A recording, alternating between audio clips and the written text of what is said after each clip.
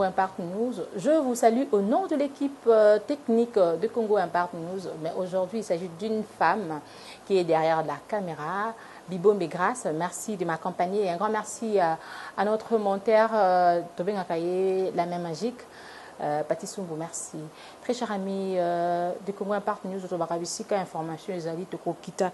Penza na lombango pona kozwa penza ba réaction, il y a pas mal de personnes à travers la ville pona koloba par rapport à l'actualité en Bokatobi.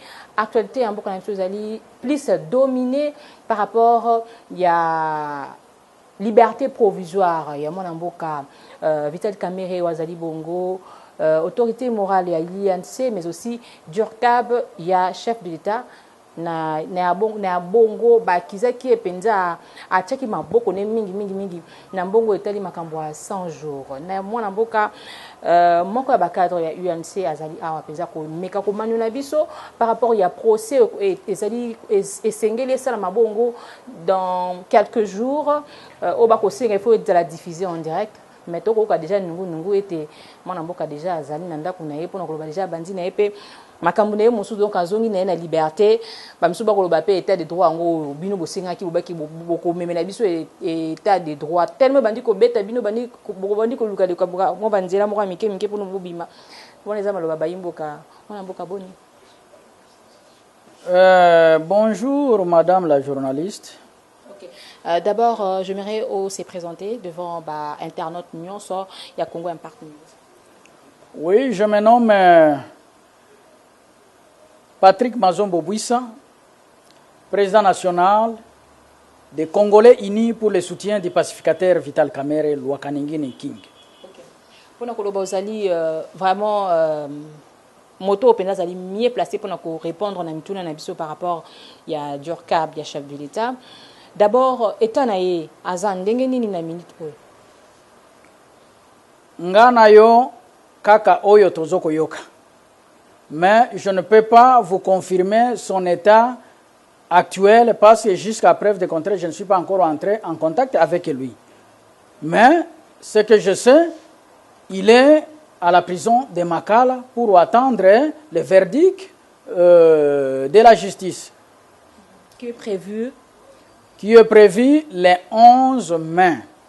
Et comme un homme d'État, de son État, il attend que la justice fasse son travail. Ok, to ninga pende ko loba so pena mo lingala na nte danzimi sa to loba lingala penzati. O expliquer na bayimbo ka penza malamu. État na ye c'est vrai que yo biki ozana na ba information te ndingo ko zo loba ozana na ba information sur te mais tango azaki no na prison état na ezaki ndenge nini to bazali kaka na kimia ko ba ete azali innocent ako continuer ko ba te ako mibita to lokingai na teki penza maboko na ngana pona ko yiba kanyaka ya mboka te ngai eloko na koyebisa yo oyo ye moko alobaki tango bamemaki ye na prison ya Makala ke bozala na kimia moto aloba eloko ya mabete po nazosa la confiance na justice ya mboka na biso.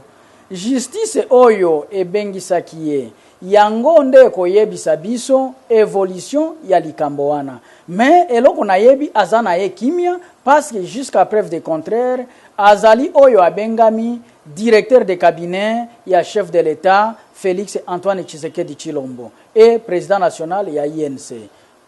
Koyoka okolobo biete tant komaki na kasho ya Makala lobaki na bino bozana kimia mais to mona na ngamu na bino INC bokomaki agité basusu bakoloba ezali acharnement bamisusu balobi ezali complot tellement FCC ezaka déjà na problème na mwana mboka Vital Kamerhe yango wana ba kotisa na comme affaire politique ezaka détournement te mais affaire politique nga na kokota na ba débat wana ya balobaki boye nga eloko na koyebisa yo lokola ye moko alakisaki devant face du monde que azali moto yo atosaka mibeko ya mboka na ye nde akendeki komitika na invitation alors totika justice esala mosala na yango pona nini biloba ya bato nga na yebite kingandi alobaki boye makambo ya ba conflit oyo nyonso eko mema Congo na biso na esika moko te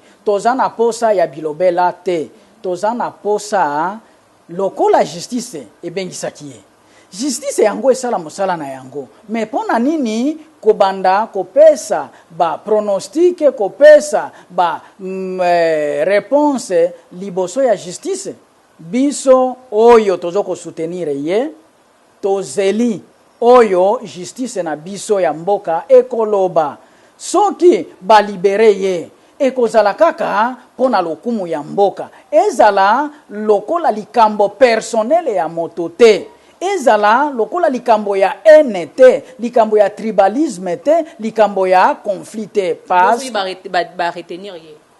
Mais mibeko soki retenir ye, biso nyonso toko s'incliner, mais kaka justice ko sala mobulu te. Mobulu pona nini? Parce que biso na baoyo ya INC ye moko alobaki moto asala likambo te, boze la justice esala mosala na yango. Pona nini batu bazako spéculer ke soki justice elobi boye ekosala maboye te? Mwana mboka président de la République Félix Antoine Tshisekedi Tshilombo a prometaki biso bana ya mboka Congo justice ya solo. Et justice wana nde tozoko zela. Biso tozana besoin ya justice ya tribalisme te, justice ya régionalisme te, justice ya criminalité te, justice ya double vitesse te. Tozana besoin de ya justice ya solo oyo ekotombola mboka na biso pe eko permettre mandat ya mokonzi ya mboka président de la République bana Congo bandima ete vraiment justice ekomi kosalema ezala ba règlement de compte te. Position nini INC zanango na ngonga oyo po ete INC ko senga pourquoi ezali ko senga kaka ba diffuser procès ya mwana mboka eleka en direct? Nga nazali moko ya ba INC te, nazali président national ya CISPVK, les Congolais unis pour le soutien des pacificateurs Vital Kamerhe. Nazoloba awa na cadre wana oyo ezoleka na INC nga na yebi yango te, nakoyeba kaka oyo bakolobela ngai, alors nakoki koloba na place ya INC te, naza na autorisation wana te. Ok, un mot de la fin d'ici procès Foué Salama, bozali ko s'attendre na ngambu na bino, bozali ko s'attendre na nini ebima na kata procès wana? Biso toza ko s'attendre na libération ya na ye, na acquittement na ye na likambo wana, parce que justice ekosala mosala na yango, tozana besoin azongela mosala na ye ya kosunga tata mokonzi ya mboka Félix Antoine Tshisekedi Tshilombo na mosala monene oyo azoko kamba.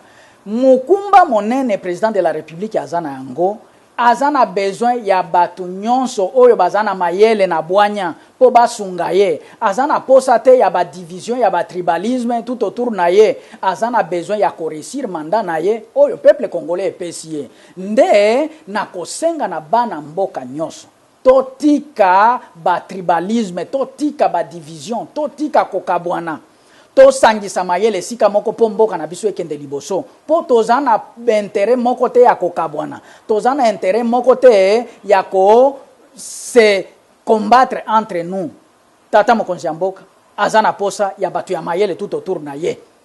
Tata mokonzi ya mboka azana besoin ya kozala entouré na ba province nyonso na ba tribu nyonso po na kosala mosala, et non ko créer ba groupuscule ya haine, ya division, ya tribalisme oyo eko pesa mboka ekende liboso te.